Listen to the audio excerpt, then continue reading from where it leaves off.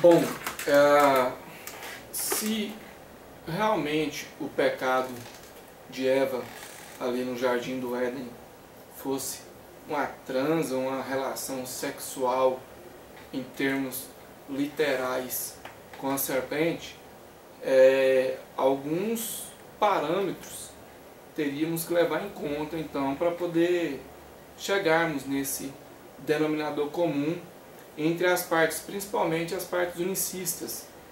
Primeiro, Gênesis, no capítulo 2 e no verso 16, diz assim, 16 e 17: E ordenou o Senhor Deus ao homem, dizendo: De toda árvore do jardim comerás livremente, mas da árvore da ciência do bem e do mal, dela não comerás, porque no dia em que dela comeres, certamente morrerás.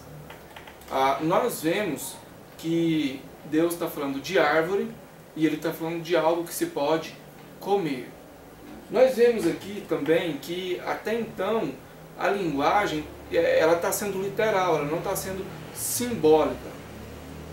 Mas vamos supor que Deus quisesse mostrar, vamos supor que de fato o pecado de Eva fosse uma relação sexual. Então Deus está conversando com Adão e vai mostrar para Adão o que ele não pode comer.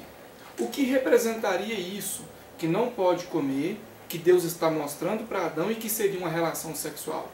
Será que Deus estaria mostrando para Adão duas estátuas em posições de cópula, de acasalamento, sei lá?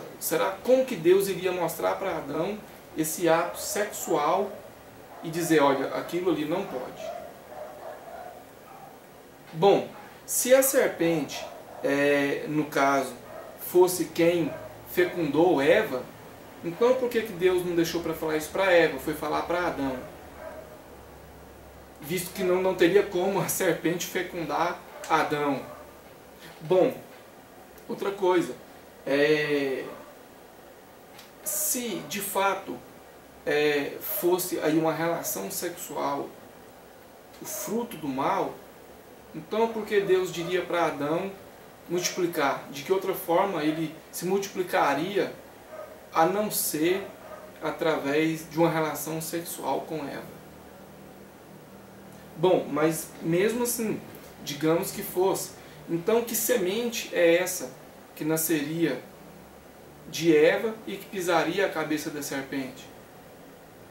Porque nós sabemos que existe a reprodução sexuada, que é a reprodução onde existem dois indivíduos da mesma espécie, porém de sexo oposto, e existe a reprodução assexuada, onde o indivíduo se autofecunda.